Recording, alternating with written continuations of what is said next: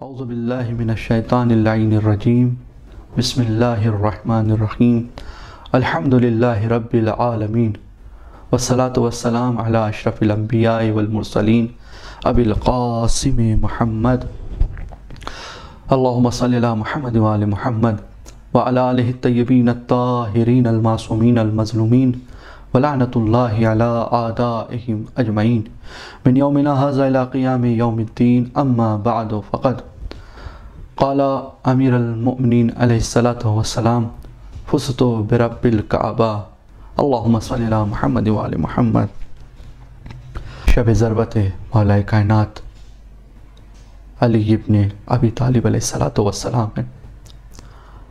آج پوری کائنات غمزدہ ہے، اور کیوں نہ ہو، وہ علی جو تمام لوگوں سے بے پناہ محبت کرتا ہو۔ آپ دیکھیں کہ کیا عالم ہے سن 40 ہجری میں مولا کائنات کوفے میں تشریف فرما ہے۔ مولا کا دستور ہے کہ ہر روز کسی نہ کسی کے گھر میں مہمان ہیں، کبھی امام حسن کے گھر میں، کبھی امام حسین کے گھر میں، کبھی جناب زینب کے گھر میں، اور جس صبح میں اس شب میں آپ جناب ام کلثوم کے گھر میں مہمان ہیں۔ ایک مرتبہ ام کلثوم نے جناب مولا کائنات کی افطار کے لیے دعوت کی۔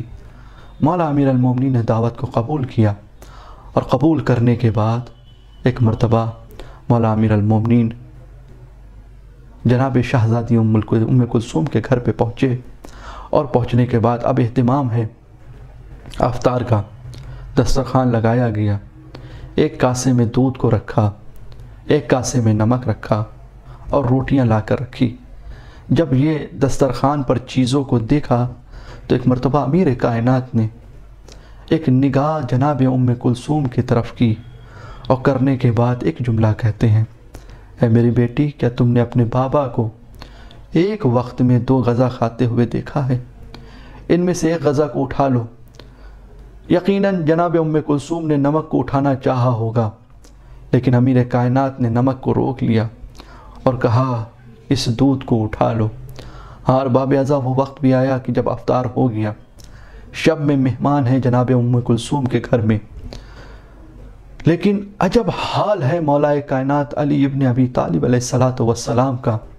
یہ شب ایسی بے چینی کی شب ہے کہ امیر کائنات بار بار صحن خانہ میں آتے ہیں، پھر مصلی پہ آ جاتے ہیں، پھر صحن خانہ میں آتے ہیں، پھر مصلی پہ آ جاتے ہیں۔ جب بیٹی نے اس منظر کو دیکھا، کہا بابا یہ کیا عالم بنا رکھا ہے، یہ کیا عالم ہے؟ میں دیکھتی ہوں آپ کے چہرے پر پریشانی ہے، آپ کے چہرے پر اضطراب ہے۔ کہا بیٹی یہ وہی شب ہے جس کی خبر رسول خدا نے مجھے دی تھی۔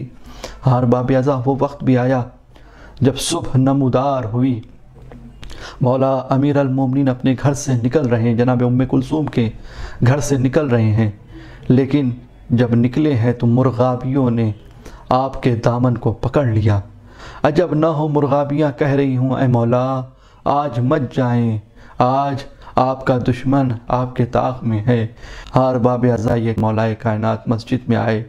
مسجد میں کیا دیکھا کہ ابن ملجم عبد الرحمن لیٹا ہوا ہے، اور امام آتے ہیں، گلدستہ اذان پر جانے سے پہلے اس کو اٹھاتے ہیں، اٹھانے سے بعد گلدستہ اذان پر گئے، اذان دی، اور پھر نماز میں مصروف ہو گئے۔